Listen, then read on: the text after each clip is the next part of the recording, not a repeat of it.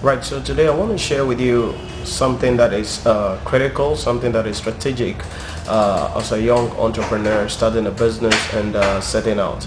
Now, one key thing you need to understand is that as you set yourself out as an entrepreneur, you need to ask yourself, how can I position myself in the industry that I'm in the market that I'm in?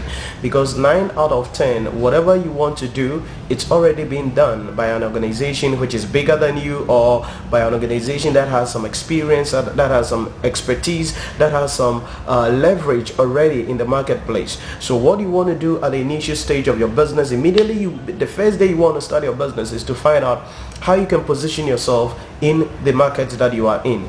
It is this that Michael Porter calls the competitive advantage. So today I want to share with you the 3 key alternative business modules or strategies that are available that you can use as an entrepreneur in order to strategize yourself to gain competitive advantage in the industry. Now you will ask, Nhyira, what is competitive advantage? In a simple language, we define competitive advantage as a condition or circumstance that puts a company in a favorable or superior business position. A condition or circumstance that puts a business or that puts a company in a favorable or superior business position.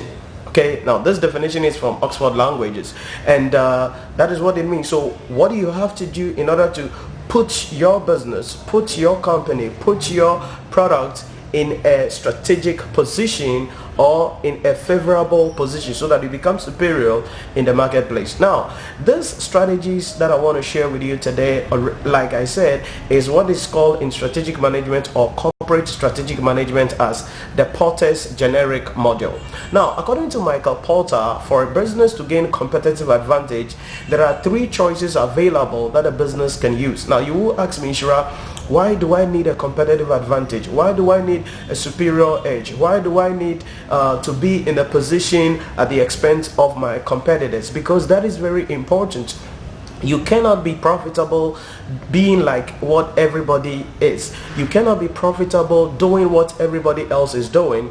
In order for you to be profitable, you need to understand how you can structure your business in order to gain competitive advantage. Toyota has a different strategy that it is using. Bentley, Lamborghini, Ferrari, Rolls-Royce, they also have a business strategy that they are using. And you as an entrepreneur, when you're starting out, you don't need to dabble. You need to determine from the very first day the business module you want to use in order for you to be able to sell your product and also make some money. Are you ready? So let's get into it. Now give me a thumbs up on the video and then comment in the chat box. Let me know, what strategies do you think businesses can use or starting entrepreneurs can use in order to get their feet out the door and, most importantly, gain competitive advantage in the marketplace. You ready? Put it in the chat box for me. So according to Michael Porter, 3 things. Number 1 is to be a cost leadership strategy. The first one is cost leadership strategy. Now this strategy is where the company or your entity decides to be the lowest cost producer in the market. Okay, like Walmart, like ShopRite. Okay, you are the lowest cost producer in the market, which means that in the entire market, when it comes to that product or that service, you are the person that is going to be providing the cheapest price for that. Now this strategy is for companies who are having the capacity to be able to produce a lot, because when you do this strategy, it gives you economics of scale. You'll be able to produce a lot and your average cost reduces.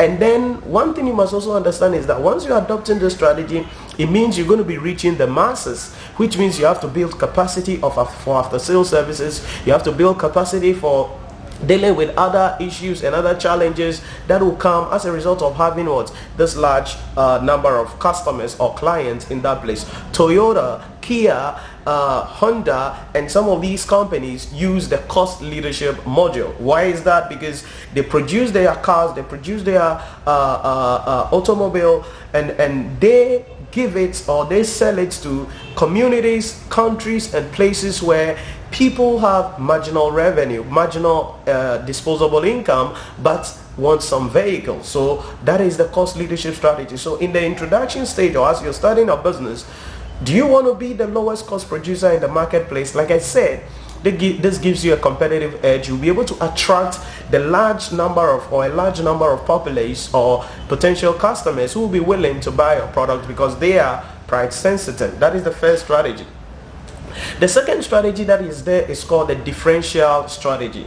Now, according to Michael Porter, the differential strategy is where the company or the entity provides the same product, the same service, but with a minus touch. It means that you're going to be having premium products, you're going to have premium services, meaning that with the differential strategies, you're going to be charging more, so you're going to become the expensive products in the marketplace. Why? Because it's a premium product. Why? Because it's for people who are having a high income. So car companies like Rolls-Royce, like Bentley, like Ferrari, like Lamborghini, they use the differential strategy because these products are for people, affluent customers, people who are not buying just because of the price, people who are not buying just because it's a product or it's a service, people who are buying because of the status, because of the emotional satisfaction attached to using the product. So the differential strategy is for customers who are affluent or customers who are sophisticated. But if you want cheap customers and difficult customers, then definitely need to go for the cost leadership strategy. So that is the second strategy, differentiation.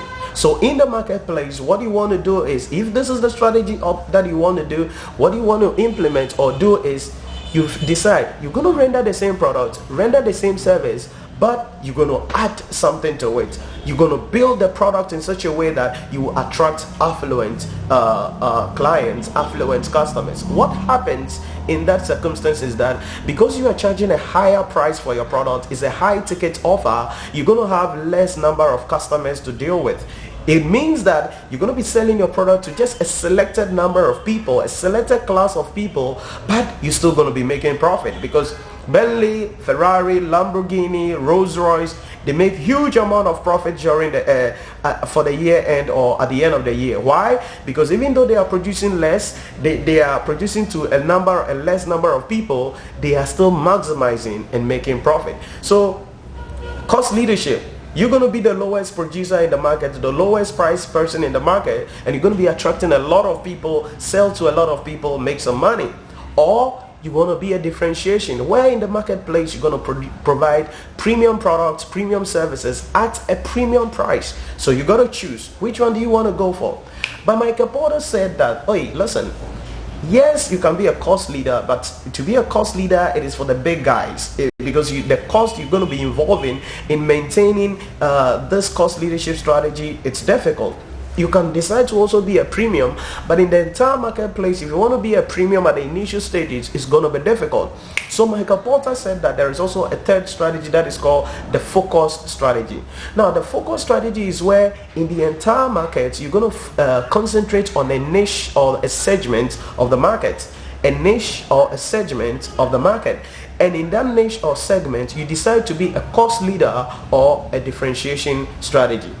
Does it make sense? So let's give an example. So let's say that you're running consultancy. Okay, so there's a big thing when you say I'm a consultant. I mean, there are a lot of things. We have social media consultancy, we have accounting consultancy, finance consultancy, we have talk about the product development consultancy, customer relation consultancy. So it's a broad market. So this is where you decide that, okay, I want to be a consultant, but let me be a social media consultant. What have you done? You have focused on a niche or a segment of the market. Then in that niche or segment of the market, you can decide to be the lowest cost producer, that is the cost strategy, or render premium services, and that is what the differential strategy. So Michael Porter said that, hey, for a business to gain competitive advantage and stay on a competitive edge and be profitable at the end of the day, to maximize the wealth, the return of shareholders, then you need to adopt one of these strategies. Any company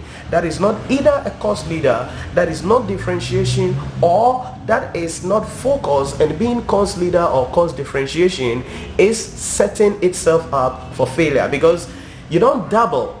Like I told you, Toyota is a cost leadership strategy. Yes, Toyota has its luxurious segment, which is Lexus and other brands, luxurious, but traditionally Toyota is for a cost leadership strategy. Then when it comes to Bentley, Rolls-Royce, Ferrari, they are differential strategy. Why? Because they sell their product to affluent millionaires, billionaires, successful people in that case. So you have to decide from the day one, what strategy am I going to be using? What business module am I going to be going for? Do I want to be the cheapest person in the market? Or I want to be the most expensive person in the market?